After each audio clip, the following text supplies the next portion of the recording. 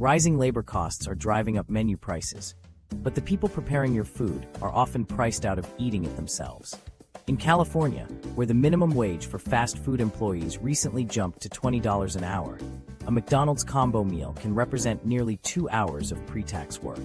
At Chipotle, a worker needs to log about 51 minutes just to buy a burrito bowl with guacamole. The numbers add up quickly.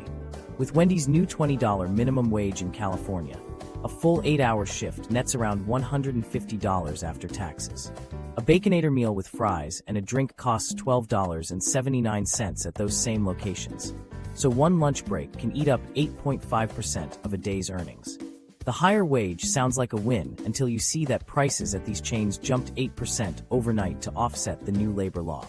Labor costs now account for 25 to 35% of fast food operating expenses, up from 18 to 25% before the pandemic, according to CNBC. Analyst Jim Solera notes that labor cost increases are still outpacing historical averages, even as other costs like ingredients have stabilized. Yet, despite these wage hikes, most fast food workers continue to live paycheck to paycheck. Their raises are often offset by the very menu price increases designed to cover higher payrolls. Regional pricing differences make this clear. A McDonald's Quarter Pounder meal costs $8.29 in Texas, where the minimum wage is $7.25, but jumps to $10.89 in California. After the $20 minimum wage law passed, Chipotle raised prices in California by 7.5%. Wendy's followed with an 8% hike. Rather than spreading these costs nationwide, chains target price increases where wages rise most steeply. Workers themselves describe the struggle. One Jack in the Box employee in Los Angeles told reporters she spends $100 a week on groceries because eating at work would cost $15 per meal. A Five Guys worker in Seattle calculated he'd need to work 2.5 hours to afford his own bacon cheeseburger, fries, and drink. Many bring simple sandwiches from home while serving $9 milkshakes to customers. Brands often claim these price hikes are unavoidable, but their financials tell another story. Labor costs have risen about 20% since 2020, but menu prices at most chains have climbed 50 to 100% in the same period. Yum Brands, which owns Taco Bell and KFC, reported record profits of $1.6 billion last year, while publicly citing labor pressures as a reason for further price increases. Investors praise chains like Wingstop for successfully passing 100% of wage inflation onto customers. Service quality has suffered as a result. According to Chatmeter's 2024 QSR reputation ranking, complaints about order mistakes have increased by 6.9%, and negative comments about staff attitudes are up 21.8%. Workers are often stretched thin as management tries to hit strict labor targets. One Burger King franchisee said they had to cut dining room hours because they couldn't afford enough staff to cover both the counter and the drive-thru at higher wage rates. The psychological impact on staff is real. Many workers spend their shifts surrounded by food they can't afford to eat. Some report feeling embarrassed bringing packed lunches while serving $16 combo meals.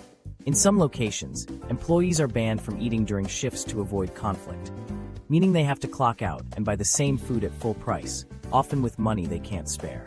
Corporate strategies often put profits ahead of workers. Internal documents show companies targeting price increases on items popular with lower-income customers to offset wage hikes. Some chains have tested reducing portion sizes while keeping prices the same. A 20% bigger burger promotion might end, but the higher price stays. The goal is to protect executive bonuses and shareholder returns, rather than absorb the cost of paying workers more. The idea of a living wage doesn't always hold up. Workers may gain $4 an hour on paper, but lose $6 an hour in real purchasing power as menu prices outpace their raises. In fact, fast food salaries peaked in the late 1970s when adjusted for inflation. Today's $15 to $20 hourly rates by less than minimum wage did back then. Workers fight for raises, win them, and then see corporations reclaim those gains through aggressive menu pricing. Some franchisees push back against corporate mandates. In California, several McDonald's owners voiced concerns over the $20 wage, warning they could go out of business. Some proposed capping entry-level pay at $18 and allocating the rest to experienced staff. But even these suggestions are often undermined when corporate requires franchisees to implement 15% price hikes to cover higher labor costs. Delivery apps add another layer to the problem. With 30% of orders now coming through platforms like DoorDash and Uber Eats, restaurants must pay higher wages to staff handling more complex digital orders. Those labor costs get passed onto everyone, so even if you walk in to order, you're helping to fund the higher wages needed to keep up with delivery demand. Consumers are noticing. Complaints about fast food prices rose nearly 40% in 2023, according to Chatmeter. In California, 62% of people say they visit fast food restaurants less often due to the cost. As $20 meals become more common, customers start to question why they wouldn't just choose a sit-down restaurant with better food for a similar price. International comparisons highlight the contradictions. In Denmark, McDonald's workers earn about $22 an hour with full benefits, but a Big Mac costs only $4.90, less than in the US, where the average is $5.17. In Australia, fast food workers make $15 to $21 an hour, yet meals cost 20 to 30% less than in the US. The difference? Corporations in those countries accept lower profit margins, rather than passing every cost increase onto customers. Many fast food workers are stuck in the system. The flexible schedules fit around school or family obligations, making it hard to switch jobs. Union representation is rare. Only about 1.2% of fast food workers have collective bargaining rights. Companies count on high turnover to keep training costs low, rather than investing in staff retention or better benefits. Meanwhile, the disconnect between price and quality keeps growing. Americans now pay premium prices for fast food burgers made with what the USDA calls commodity-grade beef. Chicken sandwiches are often made from lower-grade woody breast, fillets that grocery stores reject. Yet, the workers preparing these meals are still unable to afford them. Some chains prove that alternatives exist.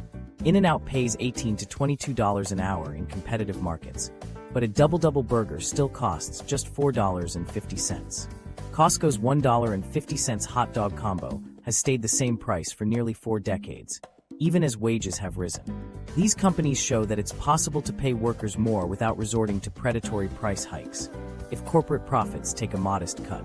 Wider economic trends only add to the pressure.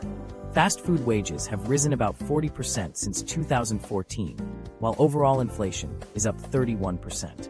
But fast food prices have jumped 100% in the same period.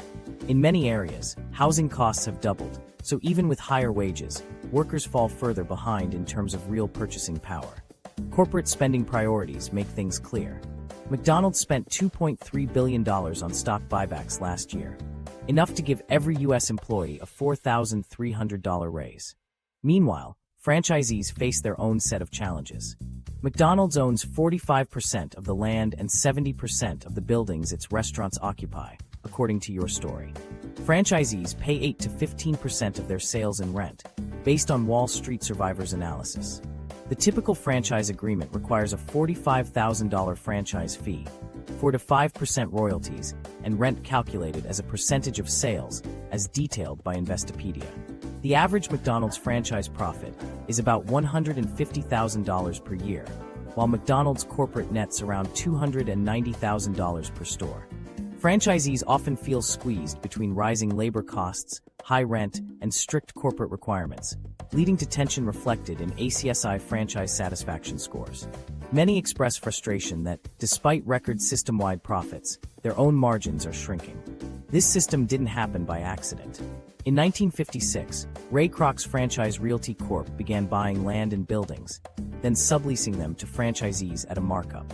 This model, still in place today, ensures steady revenue for the corporation, even when franchisees struggle with rising costs.